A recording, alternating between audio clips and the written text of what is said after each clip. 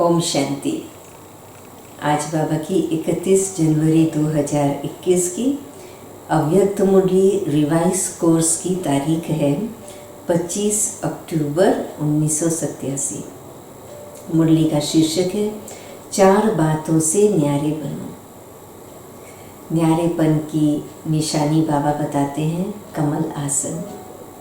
क्यों कमल आसन? क्योंकि कमल का फूल जो है वो कीचड़ में रहता है, पूरे परिवार के साथ रहता है, लेकिन किसी का भी प्रभाव कीचड़ को अपने ऊपर टिकने नहीं देता, बिल्कुल साफ सुथरा रहता है।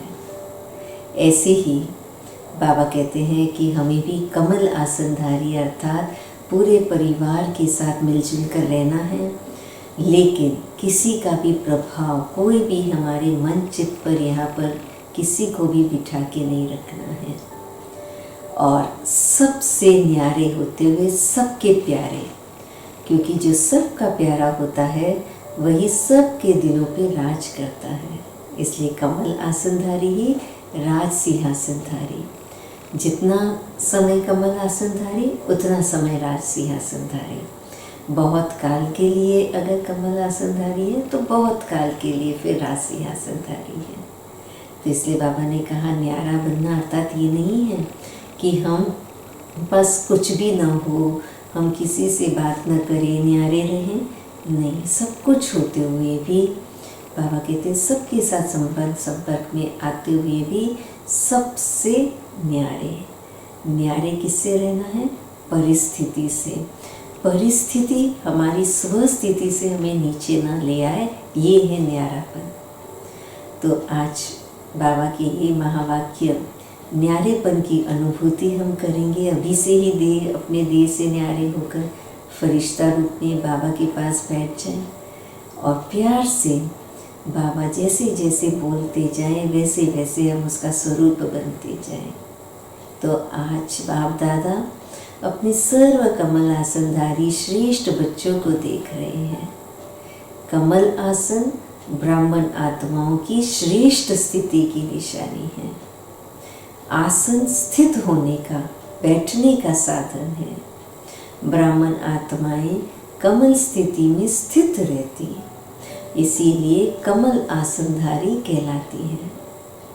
कमल आसनधारी, क्योंकि कमल आसन जो बैठने का आसन है, स्थित होने का आसन, बैठने का आसन अर्थात स्थित होने का।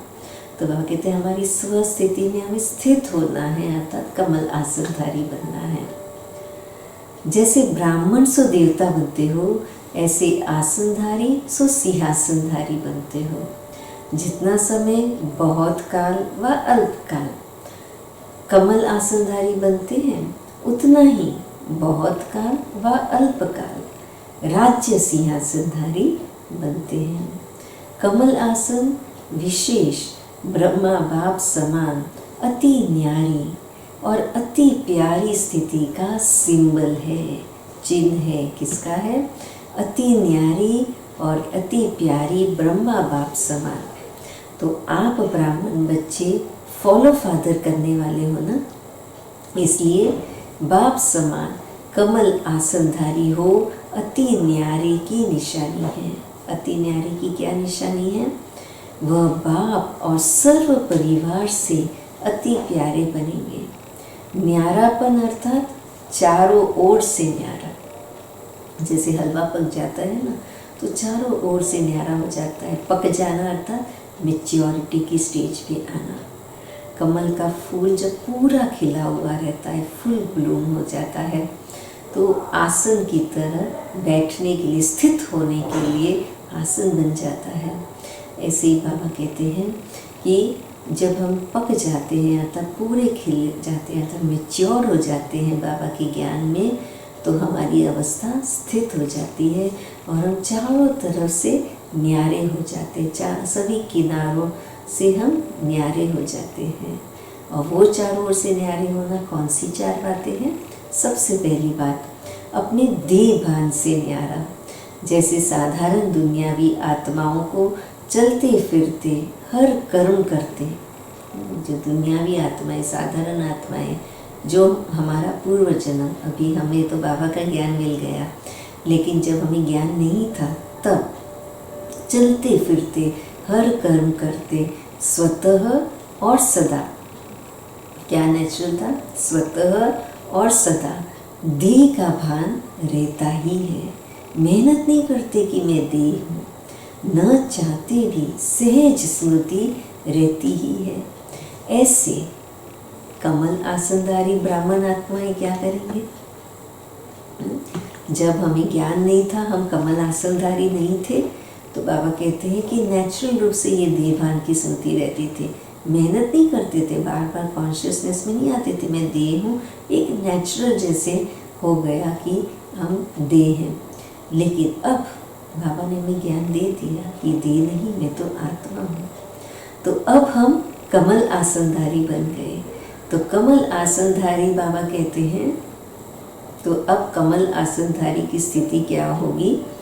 ब्राह्मण आत्माएं भी इस देह भान से स्वतः ही ऐसे न्यारे रहे जैसे अज्ञानी आत्म अभिमान से न्यारे हैं।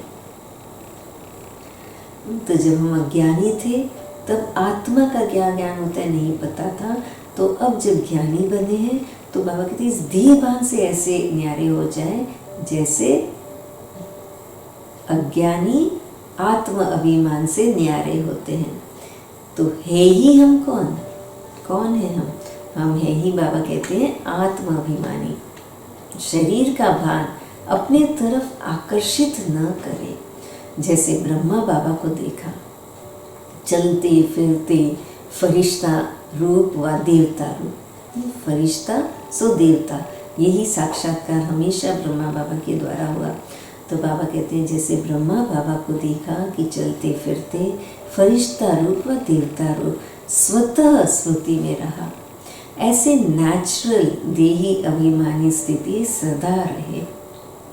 इसको कहते हैं देह भान से न्यारे। देह भान से न्यारा ही परमात्म प्यारा बन जाता है। जो इस देह भान से न्यारा होता है वही परमात्म प्यारा बन जाता है। इस देह के जो सर्व संबंध हैं, फिर दूसरा न्यारापन बाबा बता रहे हैं कि इस देह से जो सर्व संबंध हैं, दृष्टि से, वृत्ति से, कृति से, उन सब से न्यारा। देह का संबंध देखते हुए भी स्वतः ही आत्मिक देही संबंध स्मृति में रहे।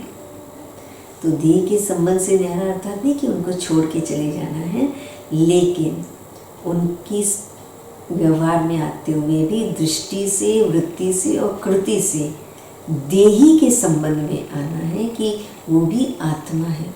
ब्रह्मा बाबा रात रात जाग करके यही अभ्यास करते थे, मैं आत्मा हूँ, जशोदा आत्मा है, नारायण आत्मा है, सब आत्मा है, पाठ पक्का करते थे। तो ऐसे ही हमें सर्व संबंधों में ये पाठ पक्का कर लेना है कि सभी आत्माएं हैं। ये पाठ पक्का करने से क्या होगा कि हरि का अपना कर्मों का हिसाब किताब है। तो उनको देख करके, उनके कर्मों का हिसाब किताब देख करके, उनको दुखी देख करके हम दुखी नहीं होंगे, हम वो दुख अपने अंदर नहीं लेंगे। लेकिन हाँ, क्योंकि हमने दुख नहीं लिया और हम सुख के सागर बाबा की याद में रहते हैं, तो हम उन्हें सुख दे पाएंगे। ये बहुत बड़ी सेवा हो जाती है।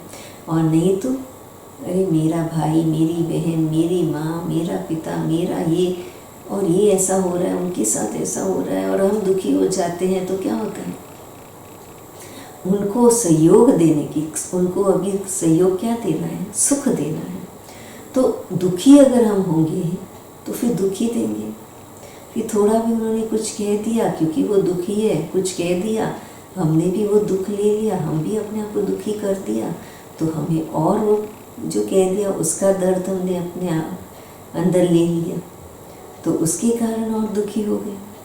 तो इस प्रकार से एक दुख के पीछे दूसरा दुख, तीसरा दुख, जैसे एक झूठ के पीछे दूसरा झूठ, तीसरा झूठ बढ़ता ही जाता है, 100 झूठ हो जाते हैं। वैसे ही एक दुख अगर हमने महसूस किया, एक चीज़ का दर्द महसूस किया, तो वो फिर आगे और ही दुख और दर्द की महसूसता बढ़ा देता है।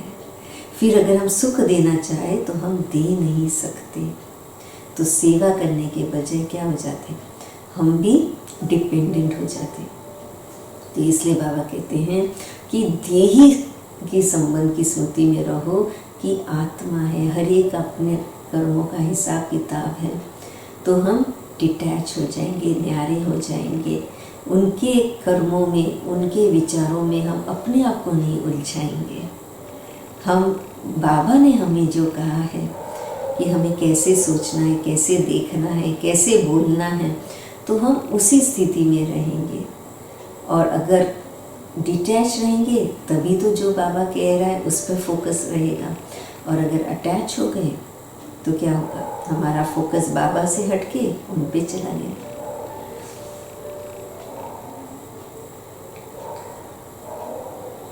तो बाबा कहते हैं कि देही संबंध स्मृति में रहे। इसलिए दीपावली के बाद भैया दूज मनाए ना, जब चमकता हुआ सितारा व जगमगाता विनाशी दीपक बन जाते हो तो भाई भाई का संबंध हो जाता है।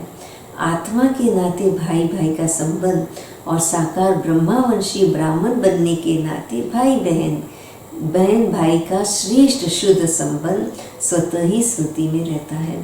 तो न्यारापन अर्थात दे और दे के संबंध से न्यारा, ये दो बातों का न्यारापन हो गया। अब तीसरी बात, क्या है बाबा की, दे के विनाशी पदार्थों में भी न्यारापन। अगर कोई पदार्थ किसी भी कर्मेंद्रिय को विचलित करता है, अगर कोई पदार्थ किसी भी कर्मेंद्रिय को विचलित करता है, फॉर एग्जाम्पल पेट में भूख नहीं है, पेट भरा हुआ है, डायबिटीज़ भी है शरीर को, सामने बहुत अच्छी बढ़िया सी बाबा की टोली है, तो बहुत अच्छी टोली बनी है बाबा की, थोड़ा तो आपको खा ही लेना चाहिए। तो ये क्या हो गया, कर्मेंद्रियाँ विचलित हो गई, है ना। तो बाबा कहते हैं कर्मेंद्रियों को विचलित करता है यदि, अर्थात आसक्ति भाव उत्पन्न होता है, तो वह न्यारापन नहीं रहता है। अब बाबा क्या बताते हैं मुरली में कि माया की आने का द्वार क्या है, एक ही कमजोरी है, वो है आसक्ति। जब आसक्ति है तो माया भी आ सकती है ना। तो इसलिए बाबा कहते हैं आसक्ति भाव न हो, कोई भी पदार्थ में आसक्ति भाव न हो। संबंध से न्यारा तो फिर भी सहज हो जाते, लेकिन सर्व पदार्थों की आसक्ति से न्यारा, अनासक्त बनने में रॉयल रूप की आसक्ति रह जाती है। सुनाया था ना कि आसक्ति का स्पष्ट रूप इच्छा है, और इसी इच्छा का सूक्ष्म महीन रूप है अच्छा लगना। इच्छा नहीं है लेकिन अच्छा लगता है, यही महीन रूप अच्छा के बदले इच्छा का रूप भी ले सकता है। तो इसकी अच्छी रीति चेकिंग करो कि यह पदार्थ अर्थात अल्पकाल सुख के साधन आकर्षित तो नहीं करते हैं। कोई भी साधन समय पर प्राप्त न हो तभी तो बड़ी चैलेंज आ जाती है ना। कभी कभी क्या होता है, हम खाने पे बैठे हैं और उस समय पर मान लीजिए कि मिर्ची के कारण मुंह जल रहा है, और उस समय आप देखते हैं पानी नहीं है, तो समय पर जब पानी पीना है तो पानी नहीं है, तो क्या होता है, तो पहले ही वो मिर्ची के कारण मुंह जला, और पानी नहीं है तो और ही चिल्लाना शुरू हो गया। तो समय पर बाबा कहते हैं अगर वो साधन प्राप्त न, ऑनलाइन कर रहे हैं, वाईफाई का कनेक्शन नहीं, समय पर ही वो चला गया, तो क्या हो जाएगा, इरिटेशन हो जाएगा। तो बाबा कहते कोई भी साधन समय पर अगर प्राप्त न हो तो सहज साधना अर्थात सहज योग की स्थिति डगमग तो नहीं होती है। ये अपने आप को हमें चेक करना है। पहले क्या बताया चेक करने के लिए कि पदार्थ अर्थात अल्पकाल के सुख के साधन आकर्षित तो नहीं करते। दूसरा समय पर अगर प्राप्त न हो तो सहज योग की स्थिति से डगमग तो नहीं होते। कोई भी साधन के वश आदत से मजबूर तो नहीं होते कि भाई ये साधन नहीं है तो अभी कुछ हो ही नहीं सकता। तो बाबा कहते हैं आदत के मजबूर तो नहीं हो जाते, क्योंकि ये सर्व पदार्थ अर्थात साधन प्रकृति के साधन है। तो आप प्रकृति जीत अर्थात प्रकृति के आधार से न्यारे, ये हमारा आधार न हो जाए। बाबा कहते हैं कोई भी चीज़ पर हम डिपेंडेंट न हो जाए कि ये होगा तो ही सेवा होगी, नहीं तो हम सेवा कैसे करेंगे। बाबा कहते हैं कि सेवा का बाबा ने बता दिया कि मनसा सेवा भी कर सकते हैं। तो इसलिए आधार न हो कि ये होगा तो ही ऐसे होगा, नहीं, आदत से मजबूर न हो। तो बाबा कहते हैं कि ये सब पदार्थ साधन प्रकृति के साधन हैं, तो आप प्रकृति जीत हो। आधार कब नहीं होगा, जब ये स्मृति में रहेंगे कि हम प्रकृति जीत हैं, अर्थात प्रकृति के आधार से न्यारे कमल आसनदारी ब्राह्मण हो। माया जीत के साथ साथ प्रकृति जीत भी बनते हो। जैसे ही माया जीत बनते हो, बाबा क्या कह रहे हैं कि जैसे ही माया जीत बनते हो तो माया बार बार भिन्न भिन्न रूप में ट्रायल करती है कि मेरे साथी माया जीत बन रहे हैं, तो भिन्न भिन्न पेपर लेती है। प्रकृति का पेपर है, प्रकृति का क्या पेपर है। बाबा कहते हैं साधनों के द्वारा आप सभी को हलचल में लाना। जैसे फॉर एग्जाम्पल बाबा देते पानी। अभी यह कोई बड़ा पेपर नहीं आया है, उस समय पानी की समस्या होगी, पानी की कमी होगी, तो बाबा कहते हैं ये कोई बड़ा पेपर नहीं आया है, लेकिन पानी से बने हुए साधन, अग्नि द्वारा बने हुए साधन, ऐसे हर प्रकृति के तत्व द्वारा बने हुए साधन मनुष्य आत्माओं के जीवन का अल्पकाल के सुख के आधार है। जो भी दुनिया में अपने आप को सुखी कहते हैं, किसके कारण सुखी कहते हैं कि ये सारे साधन उसके पास है, तो वो अपने आप को सुखी कहते हैं। लक्जरियस साधन सभी हैं तो अपने आप को सुखी कहते हैं, भाग्यशाली कहते हैं। तो बाबा कहते हैं ये भाग्य, ये सुख तो सिर्फ अल्पकाल का है क्योंकि ये साधन ही अल्पकाल के लिए है। तो बाबा कहते हैं कि ये सब तत्व पेपर लेंगे, पानी अग्नि सब तत्व पेपर लेंगे। अभी तो सिर्फ पानी की कमी हुई है, लेकिन पानी द्वारा बने हुए पदार्थ जब प्राप्त नहीं होंगे तो असली पेपर उस समय होगा। यह प्रकृति द्वारा पेपर भी समय प्रमाण आने ही है। इसलिए देह के पदार्थों की आसक्ति व आधार से भी निराधार अनासक्त होना है। अभी तो सब साधन अच्छी तरह से प्राप्त है, कोई कमी नहीं है, लेकिन साधनों के होते, साधनों को प्रयोग में लाते योग की स्थिति डगमग न हो। योगी बन प्रयोग करना, जैसे राजा जनक के लिए कहा गया कि वो महल में रहता है, महल उसके अंदर नहीं।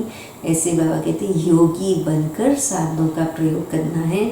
साधन को हमारे मन पर स्थित नहीं करना है, लेकिन उसका प्रयोग करते हुए हमें हमारी योग की स्थिति में रहते हुए उसका प्रयोग करना है।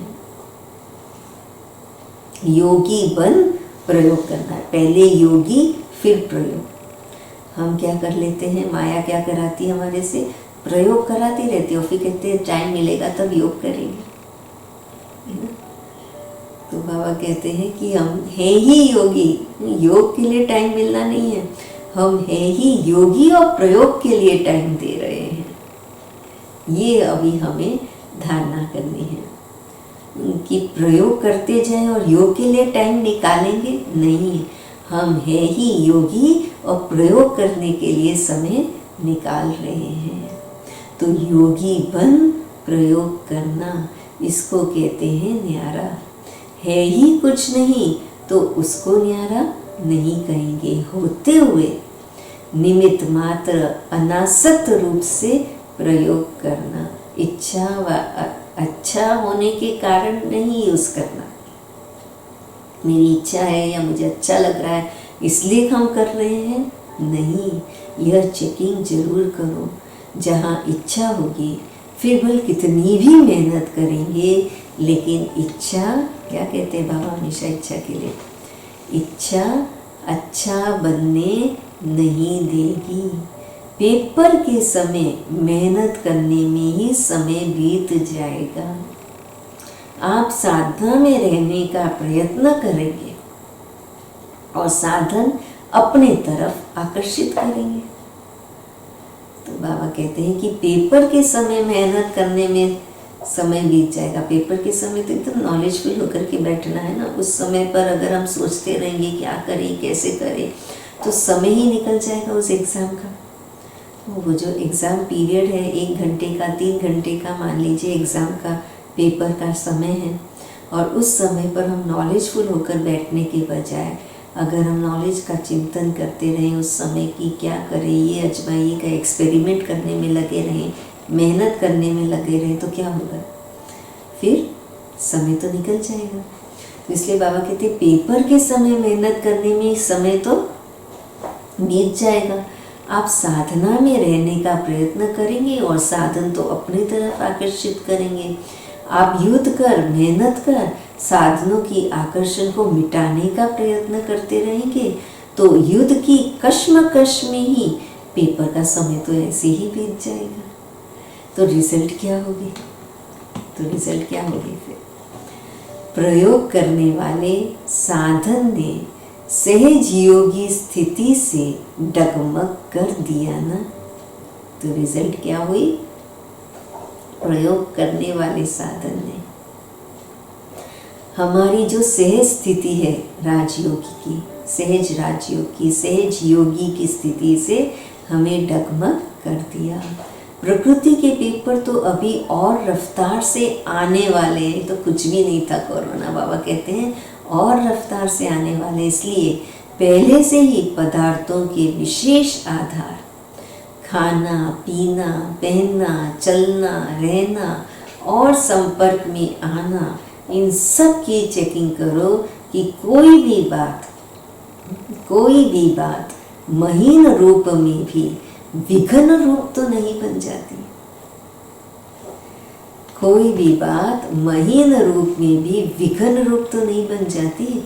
यह अभी से ट्रायल करो, जिस समय पेपर आएगा उस समय ट्रायल नहीं करना, नहीं तो फेल होने की मार्जिन है।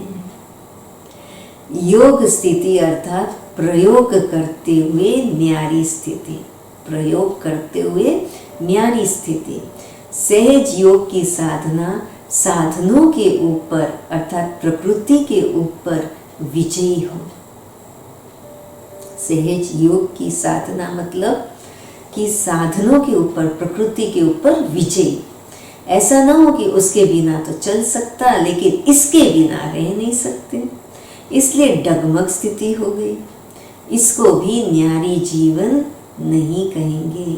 ऐसी सिद्धि को प्राप्त करो जो आपके सिद्धि के द्वारा अप्राप्ति भी प्राप्ति का अनुभव कराए।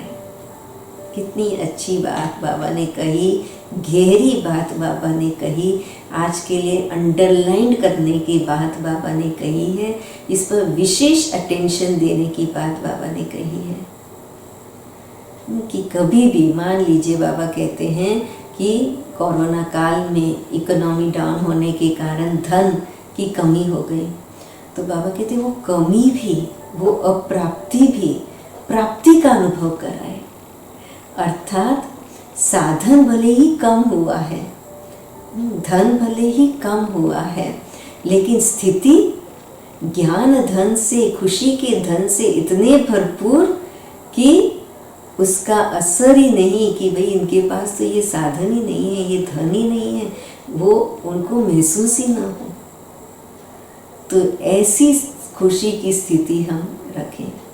कभी कभी कोई कहते हैं कि ज़्यादा खुश मत हो जाओ, नज़र न लग जाए, लेकिन अगर खुशी का आधार ये स्थूल साधन है तो उस पर ज़रूर नज़र लगती है, क्योंकि स्थूल साधन पे माया की नज़र होती है। लेकिन अगर खुशी का आधार बाबा है, कि हमें बाबा मिल गया इसलिए खुशी है, तो फिर जहाँ बाबा की नज़र है वहाँ किसी और की नज़र लग नहीं सकती। तो सदा हम ऐसे बाबा की नज़र में, बाबा के कारण, बाबा के साथ इतने खुश रहें कि कोई भी अप्राप्ति जो है वह भी प्राप्ति का अनुभव करा दे, वह भी प्राप्ति का अनुभव करा दे। जैसे स्थापना के आरंभ में आसक्ति है व नहीं, उसकी ट्रायल के बीच बीच में जानबूझकर प्रोग्राम रखते रहे। जैसे 15 दिन क्या किया, बाबा कहते हैं क्या किया यज्ञ में, शुरू में 15 दिन सिर्फ ढूंढा और छाछ खिलाई। गेहूँ होते हुए भी ये ट्रायल कराई गई। कैसे भी बीमार 15 दिन इसी भोजन पर चले, कोई भी बीमार नहीं हुआ। दमा की तकलीफ वाले भी ठीक हो गए ना। नशा था कि बाप दादा ने प्रोग्राम दिया है। जब भक्ति में कहते हैं कि विष भी अमृत हो गया, तो यह तो छाछ थी। निश्चय और नशा हर परिस्थिति में विजयी बना देता है। तो ऐसे पेपर भी आएंगे, सूखी रोटी भी खानी पड़ेगी। अभी तो साधन है, कहेंगे दांत नहीं चलते, हजम नहीं होता, लेकिन उस समय क्या करेंगे? जब निश्चय नशा योग की सिद्धि की शक्ति होती है, तो सूखी रोटी भी नरम रोटी का काम करेगी। जब निश्चय है बाबा में, नशा है बाबा के साथ, तो फिर क्या होगा? योग की स्थिति होगी तो सूखी रोटी भी नरम रोटी का काम करेगी, परेशान नहीं करेगी। परेशान अर्थात शान से परे। तो परेशान वो सूखी रोटी से और परेशान हो गए नहीं, अरे सुख की रोटी का अनुभव होगा। तो आप सिद्धि स्वरूप की शान में हो तो कोई भी परेशान नहीं कर सकता है।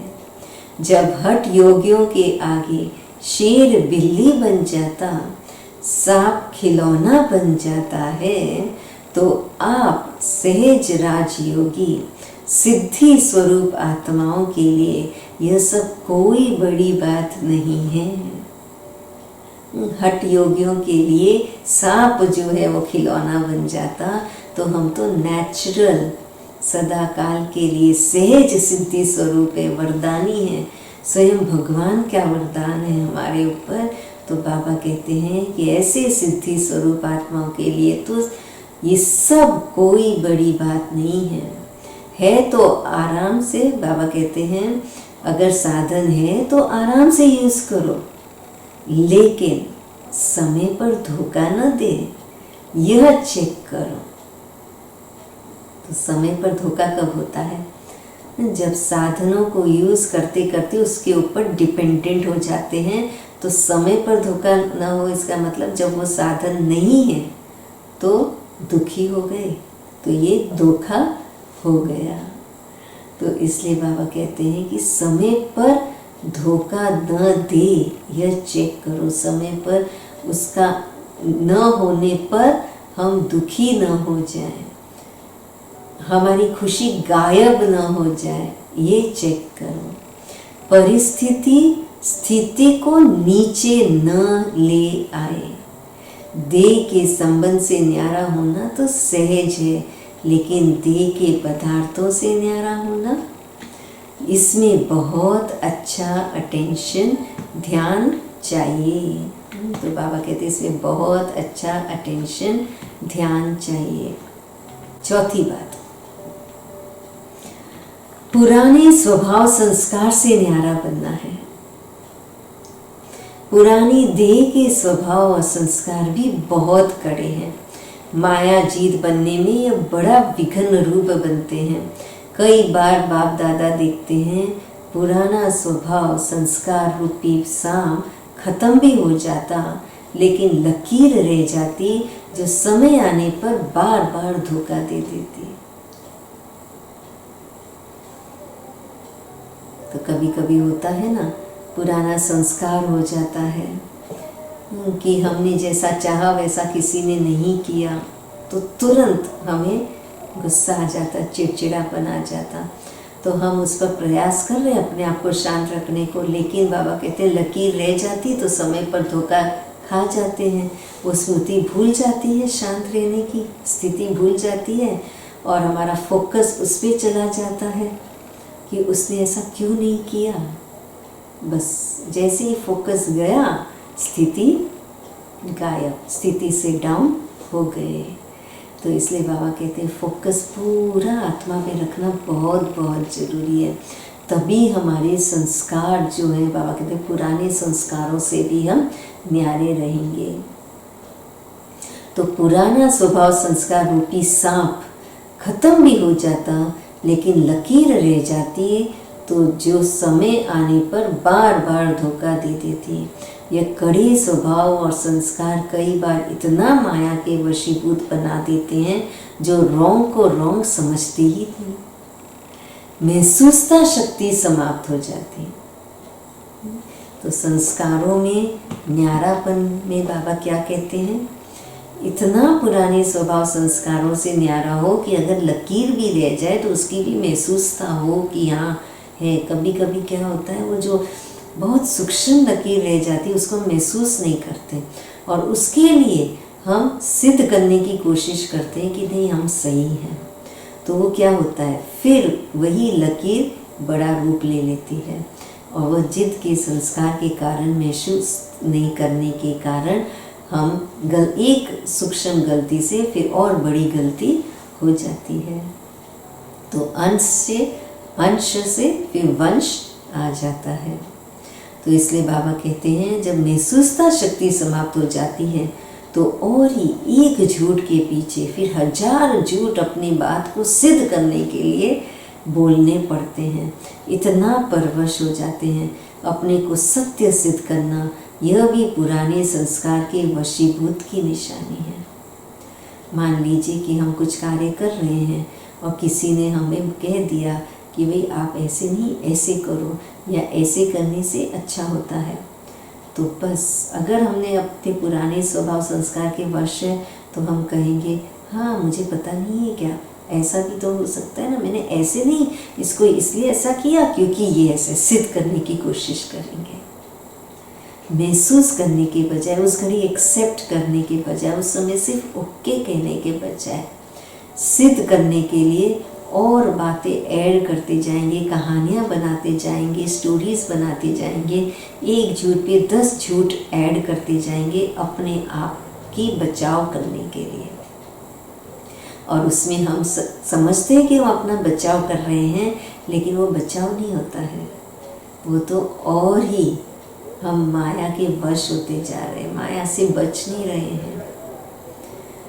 लेकिन हम किससे बच जाते हैं, माया से नहीं बचते, लेकिन हम परमात्म प्राप्तियों से बच जाते अर्थात वंचित हो जाते हैं। तो इसलिए ऐसा बचाव अपने आप का नहीं करना है जो हम परमात्मा की शक्तियों से, महसूसता की शक्ति से वंचित रह जाए। तो बाबा कहते इतना परवश हो जाते हैं, अपने को सत्य सिद्ध करना यह भी पुराने संस्कार के वशीभूत की निशानी है। एक है कि यथार्थ बात स्पष्ट करना, एक बार समय देखते हुए, स्थान देखते हुए, स्थिति देखते हुए सामने वाले की हमने जो यथार्थ बात है उसको प्रेम से एक बार रख दिया। तो बाबा कहते हैं बालक बन करके हमें स्वीकार कर लेना है, मालिक बन करके एक बार जो यथार्थ है वो स्पष्ट किया, लेकिन दूसरा है अपने को जिद से सिद्ध करना। प्रेम से कोई अपनी बात बता देना, और एक है जिद से सिद्ध करना, नहीं मैं ही राइट हूँ और ऐसा ही ठीक था और यही होना चाहिए और ऐसे ही करना चाहिए। वो टोन ही बदल जाता है, बाबा कहते हैं जिद का, है ना। तो जिद से सिद्ध करने वाले कभी सिद्धि स्वरूप नहीं बन सकते। यह भी चेक करो कि कोई भी पुराना स्वभाव संस्कार अंश मात्र भी छिपे हुए रूप में रहा हुआ तो नहीं है, समझा। इन चारों ही बातों से न्यारा जो है उसको कहेंगे बाप का प्यारा, परिवार का प्यारा। ऐसे कमल आसनधारी बने हो, इसी को ही कहेंगे फॉलो फादर। ब्रह्मा बाप भी कमल आसनधारी बने तब नंबर 1 बाप के प्यारे बने, ब्राह्मणों के भी प्यारे बने, चाहे व्यक्त रूप में चाहे अव्यक्त रूप में। अभी भी हर एक ब्राह्मण के दिल से क्या निकलता है, हमारा ब्रह्मा बाबा। तो यह नहीं अनुभव करते कि हमने तो साकार में देखा नहीं, लेकिन नैनों से नहीं देखा, इन नैनों से नहीं देखा, दिल से देखा, बुद्धि के दिव्य नेत्रों द्वारा देखा, अनुभव किया। इसीलिए हर ब्राह्मण दिल से कहता मेरा ब्रह्मा बाबा। यह प्यारेपन की निशानी है। चारों ओर के न्यारेपन ने विश्व का प्यारा बना दिया। तो ऐसे ही चारों ओर के न्यारे और सर्व के प्यारे बनो, समझा। गुजरात समीप रहता है तो फॉलो करने में भी समीप है, स्थान और स्थिति दोनों में समीप बनना, यही विशेषता है। बाप दादा तो सदा बच्चों को देख हर्षित होते हैं। अच्छा, चारों ओर के कमल आसनधारी न्यारे और बाप के प्यारे बच्चों को, सदा माया जीत प्रकृति जीत विशेष आत्माओं को, सदा फॉलो फादर करने वाले वफादार बच्चों को बाप दादा का स्नेह संपन्न याद प्यार और नमस्ते। हम सभी बाबा के बच्चों का, कमल आसनधारी ब्राह्मण आत्माओं का भी बाप दादा का दिल व जान से स्नेह संपन्न याद प्यार और नमस्ते। मधुबन में आए हुए सेवाधारी भाई बहनों से अव्यक्त बाप दादा की मुलाकात। जितना समय मधुबन में सेवा की उतना समय निरंतर योग का अनुभव किया। योग टूटा तो नहीं। मधुबन में सेवाधारी बनना अर्थात निरंतर योगी सहज योगी के अनुभवी बनना।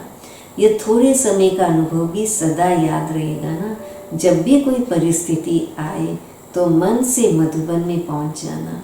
तो मधुबन निवासी बनने से परिस्थिति व समस्या खत्म हो जाएगी और आप सहज योगी बन जाएंगे। सदैव अपने इस अनुभव को साथ रखना, तो अनुभव याद करने से शक्ति आ जाएगी। सेवा का मेवा अविनाशी है। अच्छा, ये चांस मिलना भी कम नहीं है, बहुत बड़ा चांस मिला है। इसलिए बाबा कहते हैं मधुबन में सेवाधारी बनना अर्थात क्या, मेवाधारी बनना ना। और ये मेवा अविनाशी मेवा है, बाबा कहते हैं। तो सदैव ये अनुभव बाबा कहते हैं साथ रखो, कहीं पर भी रहो, कभी भी कोई परिस्थिति आए तो मन से मधुबन में पहुंच जाए तो वो अनुभव से स्थिति श्रेष्ठ हो जाएगी, स्वस्थिति श्रेष्ठ हो जाएगी।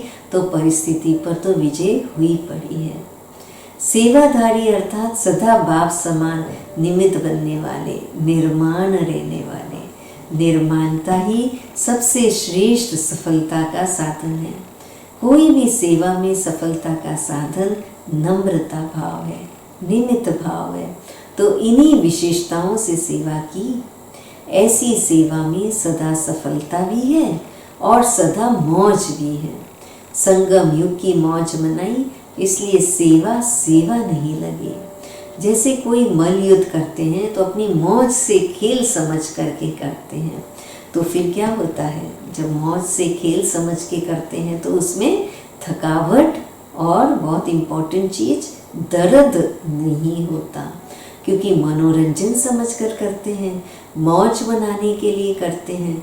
ऐसे ही अगर सच्चे सेवाधारी की विशेषता से सेवा करते हो तो कभी थकावट नहीं हो सकती, समझा।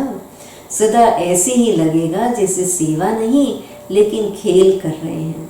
तो कोई भी सेवा मिले, इन दो विशेषताओं से सफलता को पाते रहना, इससे सदा सफलता स्वरूप बन जाएंगे। अच्छा, दूसरी पॉइंट, सच्ची तपस्या सदा के लिए सच्चा सोना बना देती है, जिसमें जरा भी मिक्स मिलावट नहीं।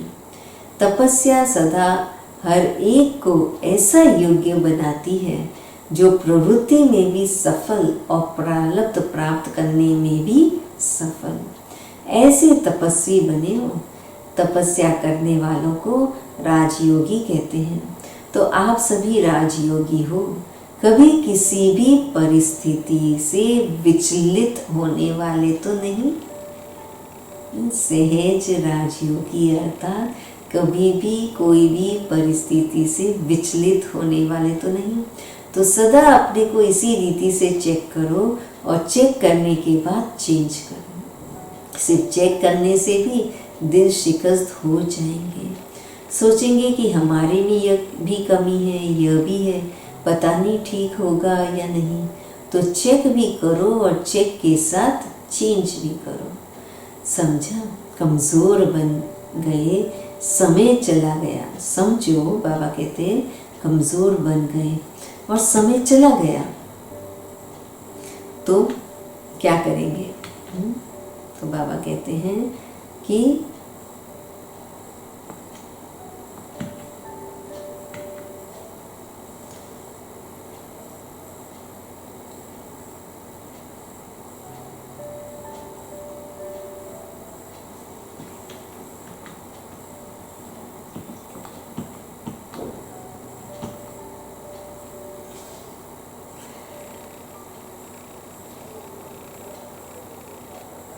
तो बाबा कहते हैं कि समझो कमज़ोर बन गए, समय चला गया, लेकिन समय प्रमाण कर्तव्य करने वालों की सदा विजयी होती है।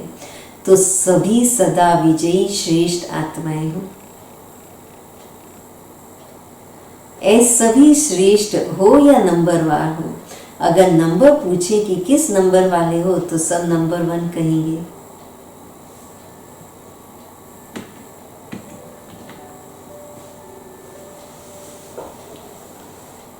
तो वहाँ कहते हैं जब समय प्रमाण अगर हम कर्तव्य करते हैं तो विजयी कहलाते हैं, सदा विजयी हो जाते हैं।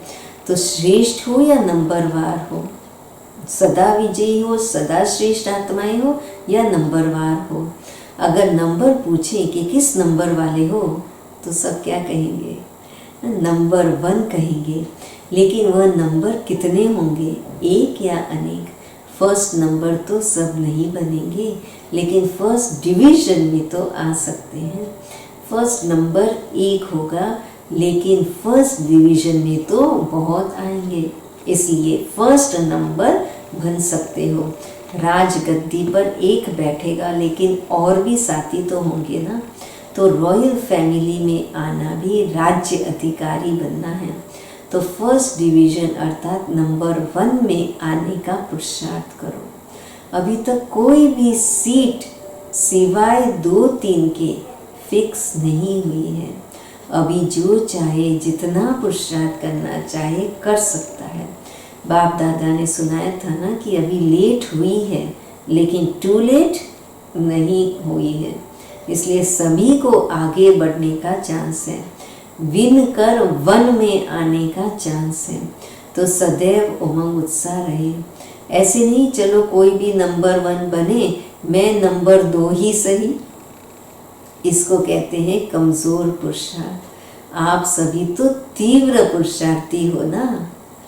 अच्छा, फिर बाबा वरदान देते हैं। इसलिए बाबा क्या कहते हैं, कभी जो है निराश नहीं होना है कि 2 नंबर तो 2 नंबर ही सही। अगर ऐसे निराश हो जाएंगे तो 2 से 3, 3 से 4 पता नहीं कहाँ नंबर चला जाएगा। लेकिन बाबा कहते नहीं, सदा इसी स्मृति में रहो कि हम तीव्र पुरुषार्थी है। तो फिर क्या होगा, सदा सहज योगी रहेंगे, फर्स्ट डिवीजन में आ जाएंगे। तो वरदान, समझदार बन 3 प्रकार की सेवा साथ साथ करने वाले सफलता मूर्त भव। जो समझदार है वो 3 प्रकार की सेवा साथ साथ करेंगे और इसलिए हमेशा सफलता मूर्त रहेंगे। कभी कंप्लेन नहीं रहेगा कि अरे ये सेवा नहीं हुई, वो नहीं हुई। तो वर्तमान समय के प्रमाण मनसा, वाचा और कर्मणा, तीनों प्रकार की सेवा साथ साथ चाहिए। वाणी और कर्म के साथ मनसा में शुभ संकल्प व श्रेष्ठ वृत्ति के द्वारा सेवा करते रहो तो फल फलीभूत हो जाएगा, क्योंकि वाणी में शक्ति तब आती है जब मनसा शक्तिशाली है। मनसा में अगर सबके लिए शुभ भावना है, कल्याण की भावना है, तो वाणी में भी बाबा कहते शक्ति आ जाती है। नहीं तो बोलने वाले फिर पंडित समान हो जाते, क्योंकि तोते मुआफिक पढ़ कर तो रिपीट करते हैं। ज्ञानी अर्थात समझदार तीनों प्रकार की सेवा साथ साथ करते और सफलता का वरदान प्राप्त कर लेते हैं। कौन सी तीनों? मनसा, वाचा, कर्मणा। और वाणी में शक्ति कब आएगी? जब मनसा शुभ है। तो इसलिए वह कहते हैं कि मन के अंदर शुभ संकल्प रखेंगे, शुभ वृत्ति रखेंगे, तो जो भी वाणी और कर्म द्वारा सेवा करेंगे उसमें भी सफलता हुई पड़ी है। स्लोगन: अपने बोल, कर्म और दृष्टि से शांति, शक्ति व खुशी का अनुभव कराना ही महान आत्माओं की महानता है। बाबा कहते हैं अपने बोल के द्वारा, अपने कर्मों के द्वारा और अपनी दृष्टि के द्वारा क्या कराओ? शांति का अनुभूति, शक्ति की अनुभूति और खुशी का अनुभव कराओ। दृष्टि के द्वारा, बोल के द्वारा, बाबा कहते हैं अपने कर्मों के द्वारा शांति, शक्ति और खुशी का अनुभव कराओ। यही महान आत्माओं की महानता है, क्योंकि महान आत्माएं क्या करते हैं? हमेशा देने में लगे हुए रहते हैं। तो इसलिए देंगे, क्या देंगे? खुशी देंगे, शांति देंगे, शक्ति देंगे। कब देंगे? जब खुद उस स्थिति में बाबा के साथ रहेंगे, तब दे सकेंगे। जब खुद से प्यार होगा तब औरों को प्यार कर सकेंगे। जब खुद सुख का अनुभव करेंगे तब औरों को भी सुख दे सकेंगे। इसलिए बाबा हमेशा कहते हैं कि आपका लक्ष्य ऊंचा रहे, कि हमें देना है, विश्व की आत्माओं को देना है। तो फिर क्या होगा? जब इतना ऊंचा लक्ष्य रहेगा तो छोटी मोटी बातें हमें डिस्टर्ब नहीं करेगी, क्योंकि हमारी जहाँ जो हमारा लक्ष्य है उस पर ही हमारी दृष्टि एकाग्र है, उस पर ही हमारी बुद्धि एकाग्र है। तो छोटी मोटी बातें देखते हुए भी नहीं दिखाई देगी और लक्ष्य की तरफ, हमारी मंजिल की तरफ हम आगे कदम बढ़ाते जाएंगे। तो इसलिए बाबा क्या कहते हैं कि महान आत्माएं की महानता में रहो, हमेशा देते जाओ, अनुभव कराते जाओ, खुशी का, शक्ति का, शांति का अनुभव कराते जाओ अपने बोल और कर्म के द्वारा, दृष्टि के द्वारा। अच्छा, थैंक यू। ओम शांति।